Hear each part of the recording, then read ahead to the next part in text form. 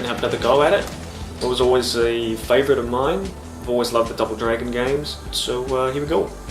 Let's talk a little bit about the Double Dragon franchise. Now, originally developed by Technos, Japan, it was always released as an arcade game first, and then it had its NES adaptation, or in many cases other adaptations to other systems. Sadly, Double Dragon 2 was never released on the Sega Master System. That was the original system that I had, the system that I owned Double Dragon 1 on, and I played that till I played the shit out of that game.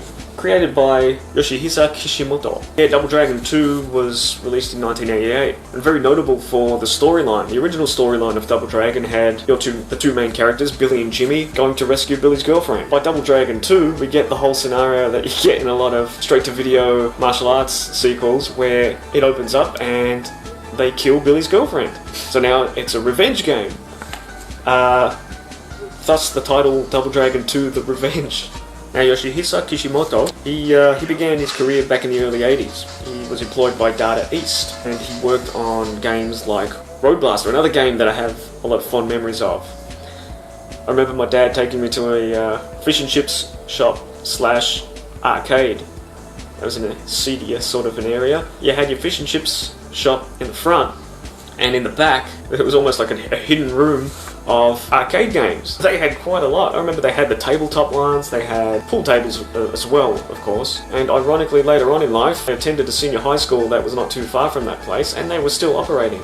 And sure enough, they still had the arcade games in the back, only this time it wasn't the old games. Another thing of interest is the red car in Road Blasters. Apparently that's the same car that you see in Double Dragon 1, when Billy and Jimmy are opening up the garage door, coming out to fight the bad guys on stage 1. That red car there, same car. Kishimoto also worked on a game called Renegade. Renegade was a fighting game as well, and had the exact same type of control layout that Double Dragon 2 has. And yeah, Kishimoto's worked with games since 1982, all the way up until the 2000s. 2017 was his last game that he worked on. And that was a special PlayStation 4 version of Double Dragon 4.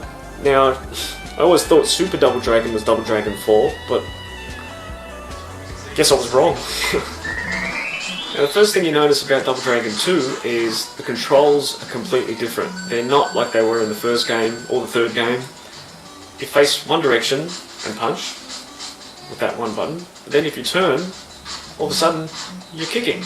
So you could be facing the wrong way, pressing the same button, and all of a sudden you're hitting in the wrong direction. I always found that quite strange. I remember playing this game for the very first time in the arcades a long time ago.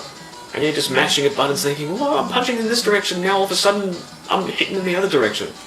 Very much like a game called Renegade.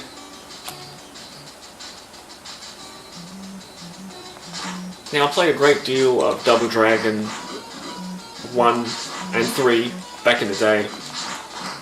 Double Dragon 2 was always one of those games that escaped me. The reason behind that was that most NES games were expensive back then, and a lot of the NES games I'd play and experience by renting them from video shops. And being a member of quite a lot of video shops, I had a big range of games to choose from. But Double Dragon 2 was one of those elusive ones. There was only one video shop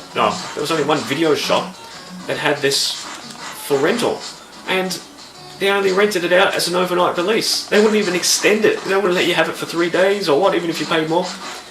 So I never really got to enjoy it back in the day.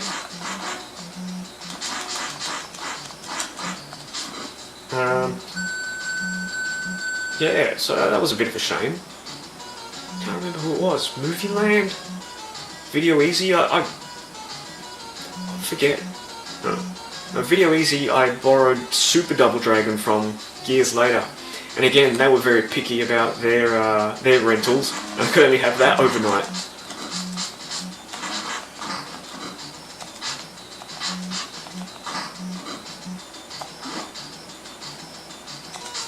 Another thing that I really liked about Double Dragon 2 was we suddenly had a jump button, or we had the jump function, something that wasn't there for Double Dragon 1. I mean, it was always a jump kick.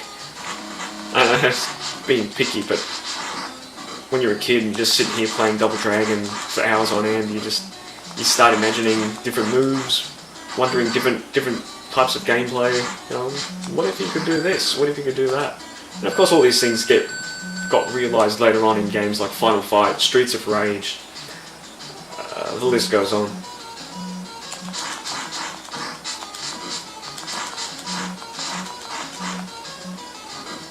Now the problem with Double Dragon 2 was, you know, it's all good and fun, it's a side-scrolling beat 'em up. Halfway through it becomes a platformer. And that always lost me halfway through. Are you hearing that tune?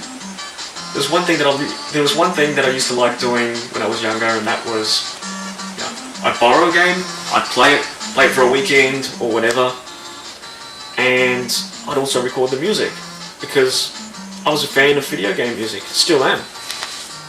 Good compositions, you know, they weren't all crap, beep beep boop sort of stuff. And it wasn't until a long time after that I found out there was an arranged music soundtrack for Double Dragon, or Double Dragon 2.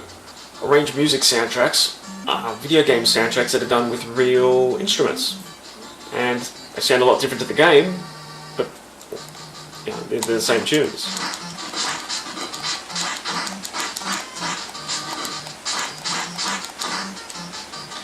Another interesting thing especially about the music to this stage, is when you listen to the arranged soundtrack version, suddenly it gets another element to it. It almost sounds like Easy Lover by Phil Collins.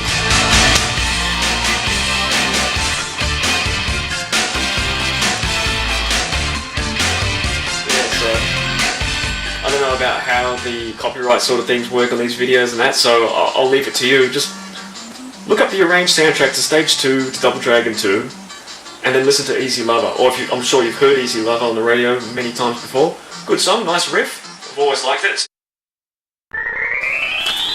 Which is an interesting, here's again, interesting sort of element. You know, whether or not he's wearing a toupee for comedic's sake, or he's just grown his hair back. It's good to see the old sprite. That, my friends, is Double Dragon 2.